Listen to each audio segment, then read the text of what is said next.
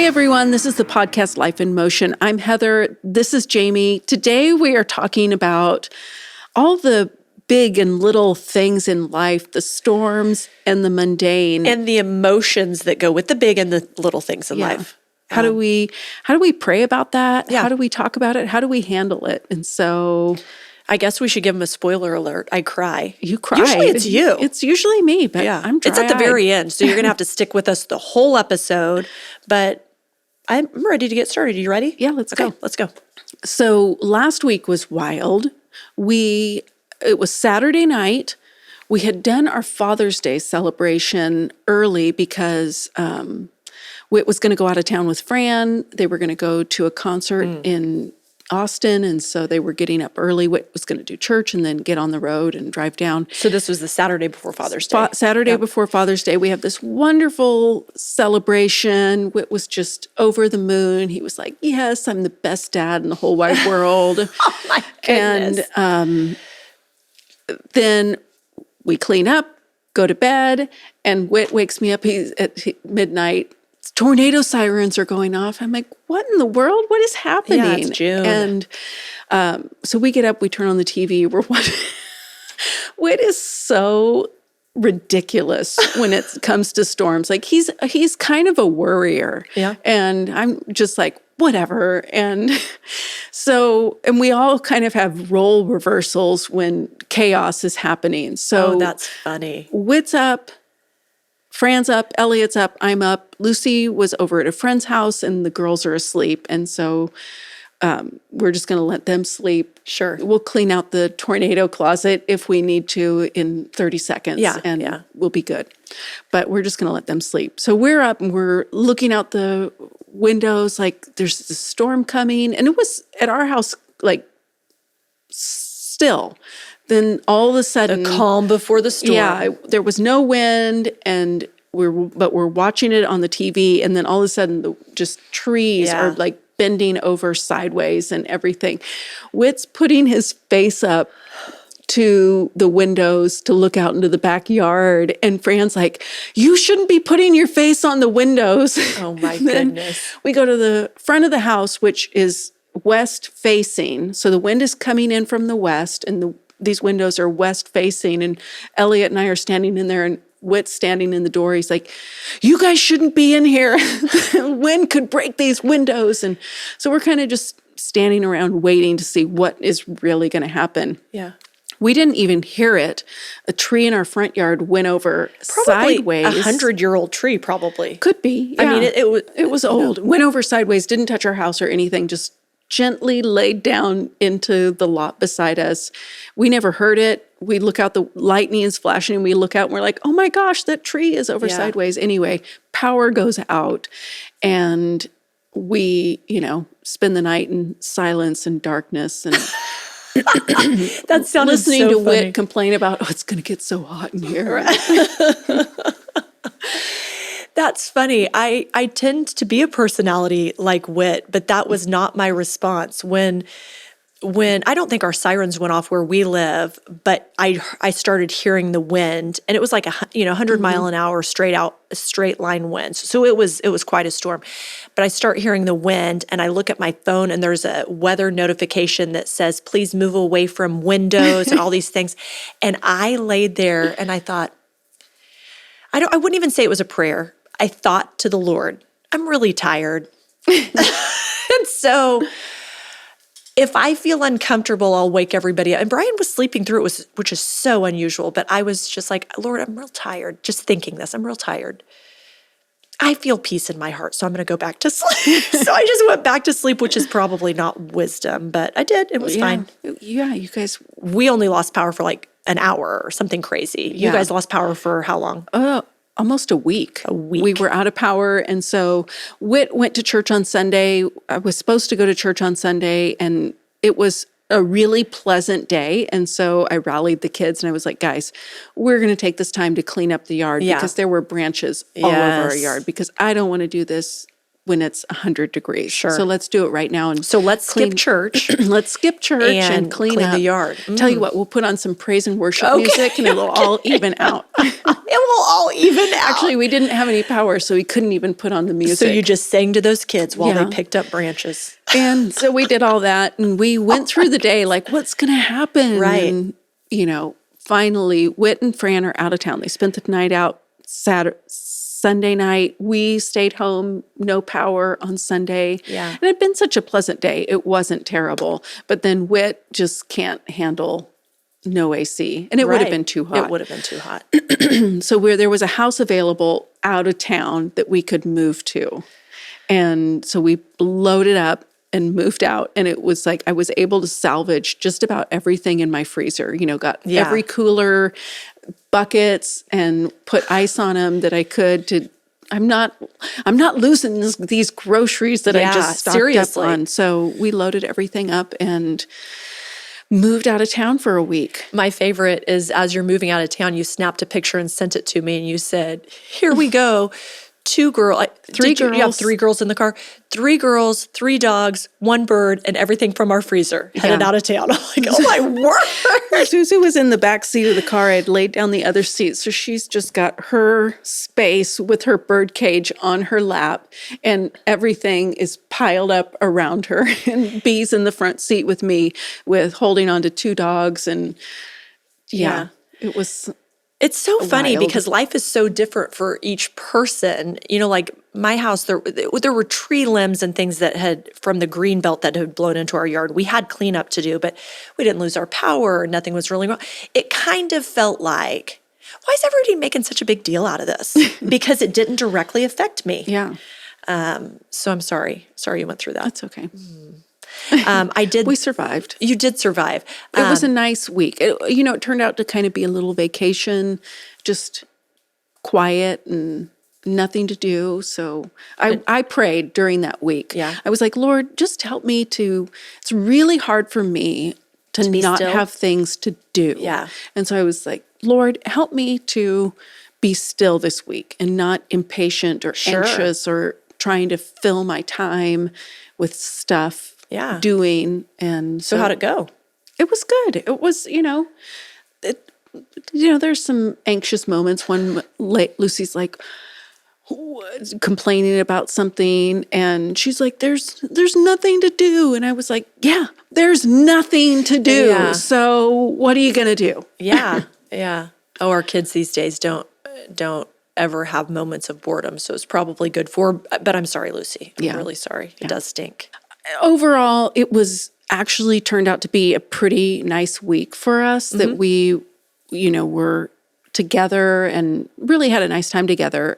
We were so fortunate that there was 0 damage to our property or anything, just clean up. So Yeah, you're very fortunate because I heard on the news that this was the largest regional power outage since 2007 when there was a big ice storm in Tulsa. So Yeah. there's hundreds of thousands of people, not only without power, but trees through their house. Yeah, it was on like a cars. hurricane came through and nobody was prepared for it. Like we went to, I don't know if there was a storm predicted for Saturday night. There was not. That's the wild thing.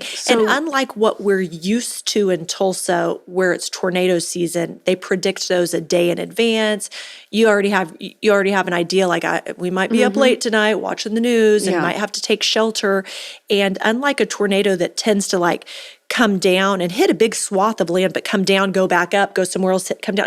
It was like the wind just swept all the way across Tulsa and the surrounding areas, just sideways all the way across.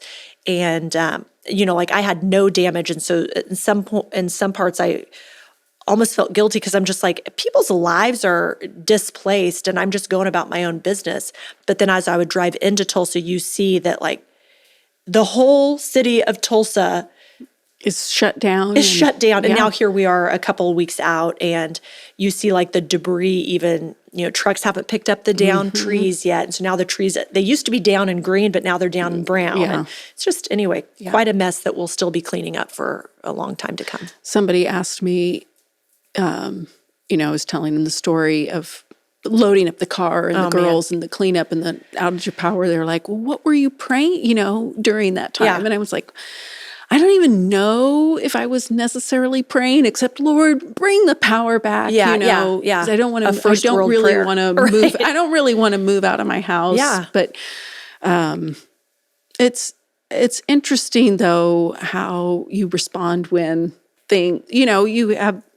How does prayer come into your life during your everyday and during calamity? Oh, right. Big situations and small situations. And, that's an interesting thought, Heather, because we were together at the beginning of the summer when we went on our Broken Bow trip. And you'll remember this because, I don't think I was there. Because you were there. I don't think I made a big deal out of it, but internally, it was a big deal to me. I misplaced my wedding ring. And, in my own house, I do that pretty frequently, but It's in your house. It's in my house. It's somewhere. It shows back up, Yeah. and it has its own dish. I shouldn't misplace it, but I just do sometimes. I just absentmindedly will take it off to put lotion on or something. And, so you start retracing your steps. We had gone kayaking that day and I wore my ring accidentally, and it's tight enough that I wasn't worried about losing it, but I was kayaking and I'm not very good. So I was trying to keep myself straight in that kayak and I realized it's starting to rub a blood blister on my hand. So I'm like, I got to get this off. And so our friend Lee had a jacket on that had a zipper, so I asked him to hold on to it. And his wife Shannon kind of joked with me. She's like, "You're trusting Lee out in the rapids with your wedding ring?" And I was like, "I've been married 20 years. If he loses it, it's time to get a new one anyway." And so then we go home, and I remembered we went to lunch. I know I had it. We take the kids on an activity. I put sunscreen on. Did I take it off to put sunscreen on? I don't remember. You were standing at the back of the truck. Yeah, did you set it down on the bumper of the car? So all these thoughts, because I'd already looked in the house where we were staying. I'm like, oh my goodness, did I take it off when I put that sunscreen on? No, it was spray sunscreen. I don't think I would have taken it off. Well, yes, I would have. My hands would have been sticky. I called the place and just said, hey, if anybody's, found a wedding ring. Yeah, I remember you coming up and saying, I can't find my Guys, I ring. can't And I'm like, find did it. you pray about it? Yes, and I had. And you did. You said, have you prayed? And I was like, I have. So it was not that big of a deal for the first 2 to 4 hours. Brian didn't even seem concerned. But then that night I went to sleep and I woke up in the middle of the night and I started to feel guilty because I flippantly talked about my ring like it wasn't a big deal. 20 years been married, I can get a new one. And then I realized, I think I've taken it for granted. It's a pretty big deal because Brian gave this to me when we were 26 years old. Even if I want a different ring, there's so much history. Mm-hmm. There's loss of life in our story. There's, marital conflict in our story. There's all these things that all of a sudden in the middle of the night I'm laying there going when you got that ring. This ring has held us together. Not really, but just the symbolism of it. To a certain degree it has. Yeah. And it's that shackle. Yes, it's the ball and chain. But I started praying and just asking the Lord, I was in the middle of the night just saying, it turns out this is a really big deal to me. Yeah. And I've done everything I can. And I've even asked you, would you bring it to my remembrance when I took it off, where I said it? Would you illuminate? Everyone in the house knows it's missing. Everybody's kind of got their eyes open and looking. I'd told Eleanor, I'll pay you $25 if you go in my room and you find it. So she looks and Lee's like, I'll take $25. Can I go in there? Head on in there. I didn't offer to pay Brian because it's his money anyway. But the last day we were there, so it was probably missing, close to 2 days. The last day we were there, it was just on the counter. It was just on the counter. And I still think Brian found it and put it there for me to find. And I've asked him enough times that it's made him angry where he's like, I'm not going to keep answering this question. But it was right there. I remember lifting up these towels and moving things around and looking behind the sink. So it was just right there. And I don't think God is mystical and sent an invisible angel to pick it up off the floor and set it where I could find it. I don't believe that. But where did it come from? Because I had been searching. And so I just thanked God, and I've worn it, I think, every day since then. But I'm in this weird season of having random little things happen that I want to talk to the Lord about and realizing it's more than praying and asking Him for something. It's me sharing my heart with Him and me laying in bed and saying, it turns out this is a really big deal to me. And I don't know if I recognized it or I realized it. And if I never find my ring, I'm going to be okay. But I'm feeling really sad. Yeah. And then him showing up and I don't even really know how. Yeah. So I feel like this summer is kind of a season like that. Sending Cooper to college feels that way. Eleanor is at camp. I got a call from camp and they said, Eleanor has a low-grade fever and can we give her a strep test? Her throat is hurting. And of course, yes to all those things. And just thinking, I texted you and asked you if you'd pray. Of course, I texted Brian and asked him to pray for Eleanor. But I was talking to the Lord and I was just saying, she was so excited to go to camp.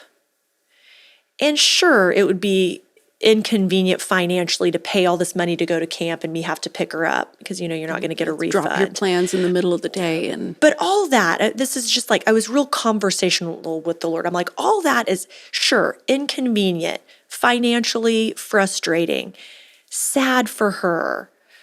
But I want you to know it's a big deal to me because it's a big deal to her. So I'm asking you to heal her. And if the strep test comes back positive, I'm going to have to pick her up and I'm still asking you to heal her. But would you form my daughter in this moment? And just sharing with the Lord, like, more can happen with these circumstances than I would typically give you credit for. Yeah. Would you form her? Would you That's tell her to pray? So often small things, big things happen, and it is an opportunity, not just for, for me to get my ring back or whatever, but there's more happening than we, even consider. So my girls got their ears pierced right at the beginning of summer, which was a big deal because I've been trying to talk Zuzu into getting her ears pierced for a long time because she's got short hair and I'm like, you would look so cute. I'm even trying to get her to consider piercing her cartilage. Next thing you're going to take her to get a tat. She wants a tattoo. Oh my goodness. And I said, no, Not yet. That's too far. We'll do temporary until you're really solidified in what you want because we don't need a Tasmanian devil on your calf. We don't need a hand-drawn flower like I have. We don't need anybody to go into a tattoo parlor and say, all these brilliant pictures you artists have drawn, psh, let me draw this flower on a napkin real quick. You put this on my body forever. We don't need that. Laser is available if you ever get to the point where you regret that enough. I just look at it and just think, you're such a cute 18-year-old girl. You were so cute. So they got their ears pierced and, they had strict instructions to clean them goodness. Turn them and don't take the earrings out. Right. You got to leave them in all the time, blah, blah, no. blah, all these instructions. So a couple weeks into it, B realized she had lost her earring and she didn't even know when she had lost her earring. And she was like, I don't remember the last time that I, turned it, or she just could not remember. And she was so upset, so worried that her ear was going to grow back together. I was like, it's fine. It's not going to grow immediately back together. Eleanor's did. It was we can get a new earring. I said, here's one of mine you can borrow. We'll put it in and it'll hold it to place. And I said, this isn't a big deal. We'll just, and I said, but I prayed and I was like, Lord, help B, because she was so upset. Help her help us to find the earring and maybe it's in her bed or who knows. Just help us to find it. And I sent her on her way because I'm like, this isn't a big deal. And then she had gone to bed and came out and she was still upset and went and talked to Whit. And she's like, I'm so worried and this is really bothering her. And he's like, oh, no big deal. But then he felt like the Lord was like, but let's pray about it because this is a big deal to her. And so he was like, Lord, show up for B. Because that you care about these things so that in this moment she knows that she can trust you. That you're good. That you're good. And they prayed and she went back to her bed and on the way to bed, Lucy's like, what's going on? And she's like, oh, I lost my earring. I don't know where it's at. And Lucy was like, it's in the laundry room. I found it earlier. And it's like, Lord, you're so good that you answer that prayer in 30 seconds just to show up for her. in these tiny little things. But it's Right. like, what are you, how are you, your ring was probably sitting on the counter the whole time, but what did the Lord But want I to talk to don't know. you? I couldn't find it. But what does he want to talk to you Yeah. about for those 2 days when Yeah. you're realizing this is really important to me? It's not something to flippantly. Yes, to joke about, or what's so interesting that you say that. I don't know that I don't think I view prayer as strictly transactional, although I do think part of prayer is transactional. I'm approaching you, I'm asking for something, I am expecting a response. I do think that I view it partially transactional, not entirely. But I can get in a mode where I'm not sharing my feelings, not sharing my feelings with Brian or with my friends or with the Lord. And I don't know that that's what he had me learning. Maybe it was, maybe it wasn't. But I do just remember laying there saying, like, I'm really sad about this. Yeah. Like, I'm sorry that and I told Brian, like, I apologized to Brian, and he didn't hear the comment. I don't know if Shannon remembers the comment. I didn't talk to Lee and Shannon about it, but I just told Brian, I am really sorry because I jokingly said my ring wasn't that big of a deal. And it really is a very, very big deal to me. And anyway, but sharing that with the Lord. I don't know. It's funny how like I can share my feelings maybe more readily sometimes with a person than the God of the universe. Like, come into this moment because I'm feeling sad, or even I felt sad about Eleanor being sick at camp. Like, I'm like, if she needs me, I want to rush to her and get her. But you know how camp people are. Yeah. They don't let you talk to your kid. And I didn't ask to talk to her, but it's on purpose because that kid talks to their mom back home and they're going home. Yeah. Eleanor's not actually that personality. She didn't want to leave camp. So I don't know if it would have been that way with her, but perhaps. But, all of a sudden your mom's on the phone and you can really let it loose, like, oh, I feel terrible, when you're just telling the nurse, I'm not feeling so well. But I didn't get to talk to her. But just telling the Lord that I'm praying for her well-being, but I'm dealing with my own emotion in that moment. Like, I feel sad that this week might be disrupted. Even if she feels better in an hour, what activities has she missed? And I was telling Brian that, and Brian's like, the Lord knows. Don't worry about it. She's getting everything she needs to get out of it. Like, easy for you to say. I'm telling the Lord I'm sad. You can be all, she's fine. Yeah. Not my baby. I feel that with Cooper. As he's launching for college, I've heard a lot of people say this with young adults, like you start bumping heads because it's maybe time for them to leave the nest. But then I feel bad. We're like bumping heads about stupid things. And I'm just like, it's because it's time for him to move out. Sad. This age of these young adults is like more and more praying, Lord, you gotta show up in their life. Yeah.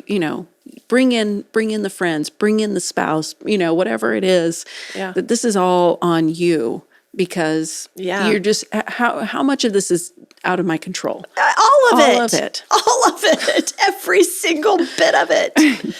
Oh my goodness. Cooper got really frustrated with me yesterday. And I don't know why I'm so frustrating to people. I'm a really wonderful person. I thought it was interesting, though. It just made me realize he has his own narratives and his own values and his own way of doing things that are quite different from mine. And it's, I don't know, maybe even a glimpse into how differently he may run his household than how I run mine. But he had a hair appointment. It's so silly. He had a hair appointment. He was going to go to the gym and work out, go at 9 and work out, go straight to his hair appointment at whatever time, come home, whatever. So the electricity had been shut off in our neighborhood. This is post-storm.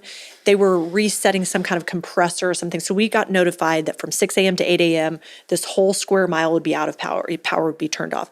So I knew his alarm he doesn't sleep with his phone in his room. I knew his alarm would be off. So I went and said, hey, it's time to get up if you're going to work out. He's like, I'm changed my mind. It's like, fine. So then he does roll out of bed to go get his hair cut. And then he drives across town and realizes he doesn't have his wallet, so he doesn't have money. So he just texts the person and says, I've got to reschedule. Oh. So I'm trying to teach him some life lessons. Yeah. And I'm like, listen, she would have booked somebody else in your time. Yeah. So you still have to pay owe for her the the money. haircut. Yeah. You owe her that money. And he's like, I didn't get my hair cut. It's like, I didn't mean to not go. And I had to waste all that gas money to drive over there only to find out. And he was frustrated with himself. And I'm trying to make it a teachable moment. I should have just let him be an adult and handle it himself. But I got involved. So I texted her because I'm a psycho mom. And I just said, I apologize. Cooper overslept and then left without his wallet. And the reason he didn't make his appointments because he didn't think he could pay you. I've explained to him he probably could have cash apped you money. Or sent a check in the mail. Paid you the next time he saw you, whatever. I'm sorry. I've already sent you money to cover this one, and he's making a new appointment. She and I kind of went back and forth. She's like, you don't have to do that. And I was like, you're part of the village raising him. You deserve to get paid. But he was so mad at me when he found out that I paid her. Not because I paid her. That was fine. I told her he overslept and forgot his wallet.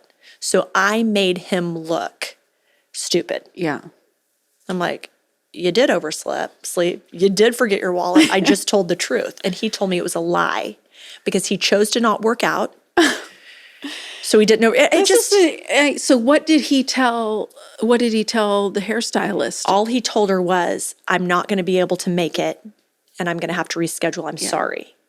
I told her he overslept and forgot his wallet. So I want to pay you.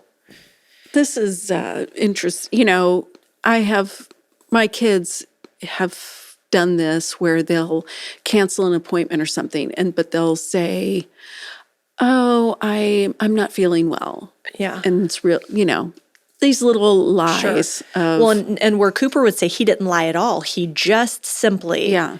He's like, I couldn't pay her. You can't go get your hair cut without money, Mom. I'm like, well, but if you would have better. I mean, he was like 5 minutes from her house. Yeah. Realized he didn't ridiculous. have money. Go to her house and say, I forgot my wallet. What can I do? Yeah. Anyway, but it was a learning for him and for me because I am trying to let him be his own person and do his own thing. I was trying to salvage the relationship with the hair person because we love her. Mm-hmm. I don't want him to get canned and not be able to go to her because he cancels last minute or things like that. I'm trying to teach him this big picture when in reality, the Lord's working on his behalf. Mm-hmm. I'm not in charge of any of this. I don't know why I got involved. I shouldn't have gotten involved. He feels like I lied to her and told her, he's like, I didn't oversleep. I chose to not work out. So therefore I got up later. I'm like, okay. And I said, I don't feel like it was a lie. And he's like, you lied. So he's frustrated with me for lying and I'm frustrated with him. And it's a coming of age. I shouldn't have gotten involved. I should not have gotten involved. Because you have a relationship with her as well. The hair girl. Yeah. I would have gotten more involved. I would have been. Even with your full-on adult child? With my full-on adult child, yes.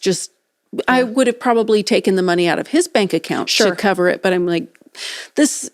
Yeah. It's not, there's no excuse or if you're canceling an appointment.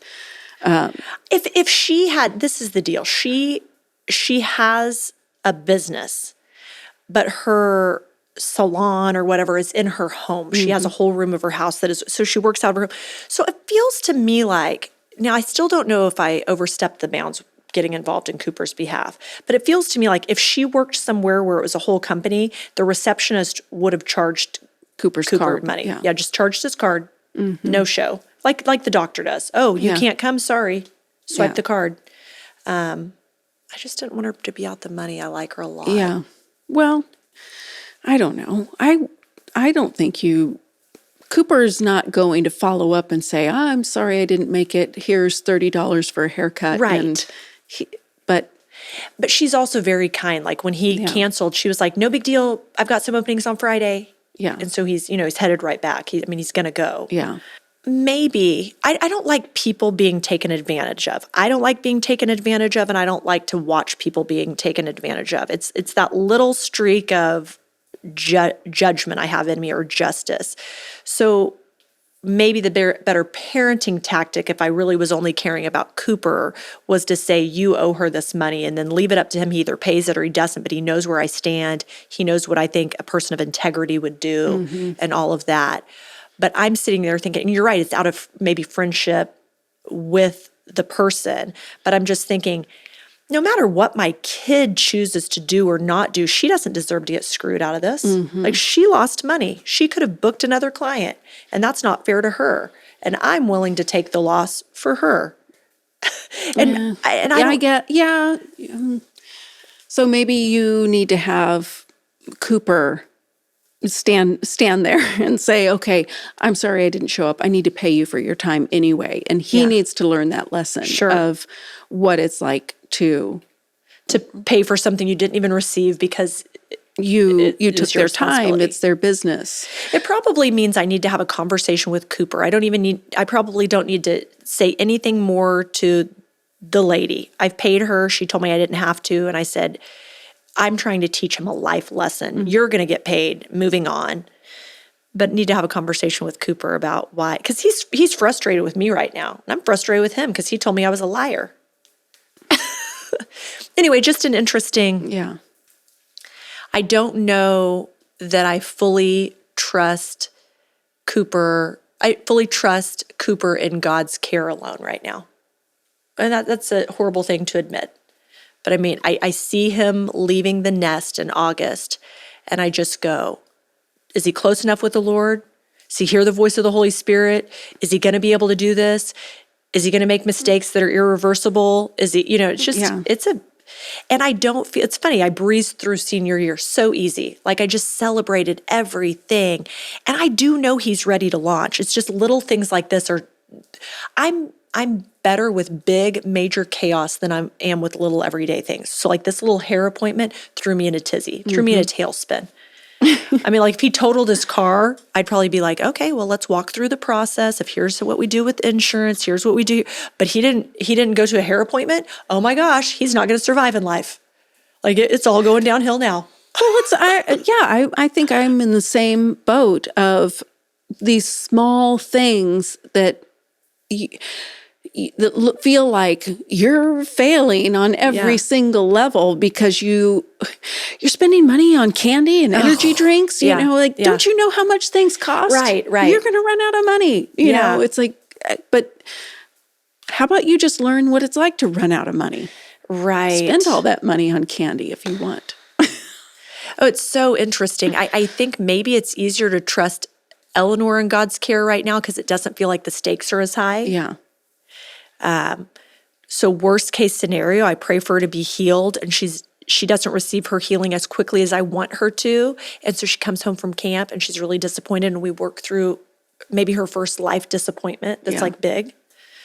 But you start dealing with an 18-year-old and you're just like, well, I mean, it's the whole age-old sex, drugs, and rock and roll. Like, I don't want you to become an addict. I don't want you out having sex with a bunch of people. And to my knowledge, he's not doing any of those things. He's just not making it to a hair appointment. I feel out of control. Yeah.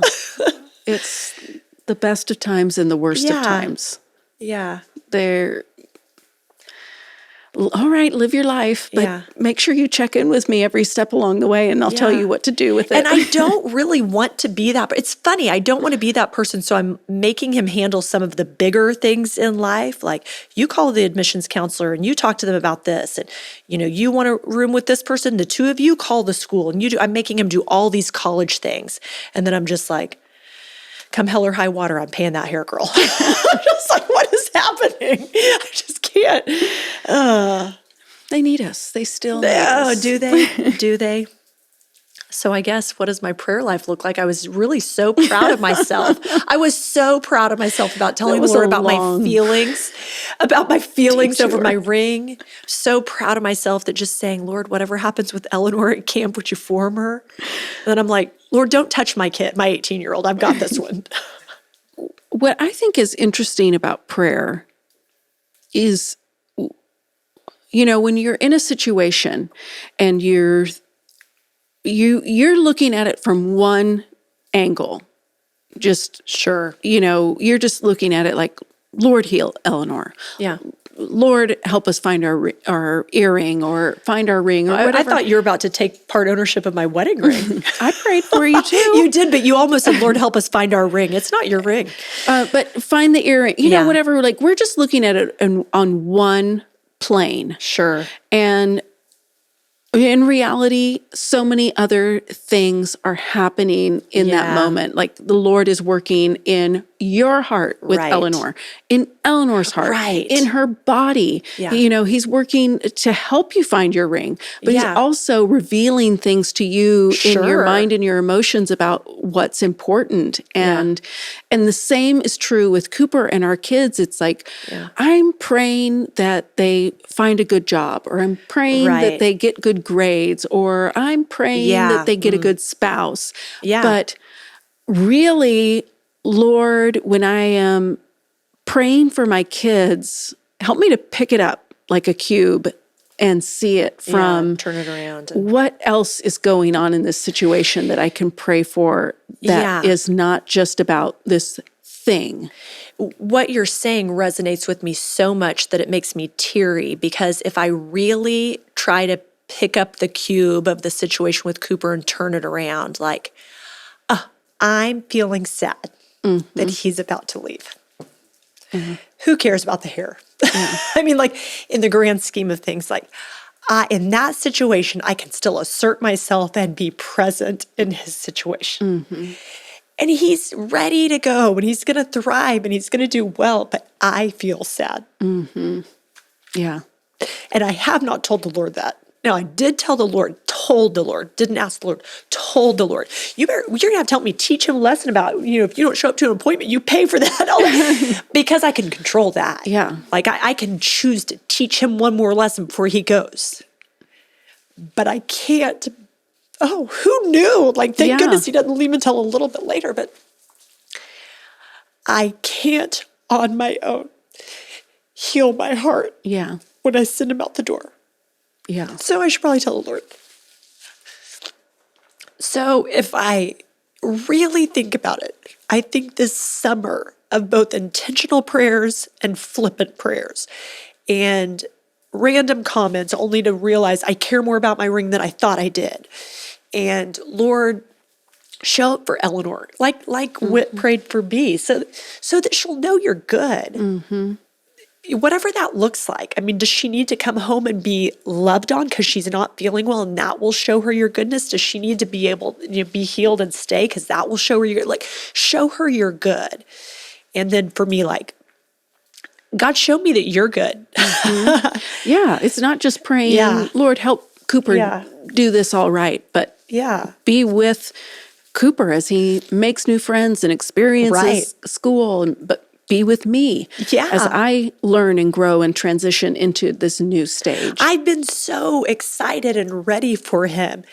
And I'm just watching the calendar days turn now. And I'm just like, oh my gosh. Yeah. So, okay, you close us out. I'm done talking to these people. All of our international listeners, I'm finished with you today. Oh, no. International listeners, we'll be back next week with more of this vibrant, funny, insightful commentary on life and living. So if you like this, would you share it, review it? 5 stars all the way around. We love you guys. We'll see you next week.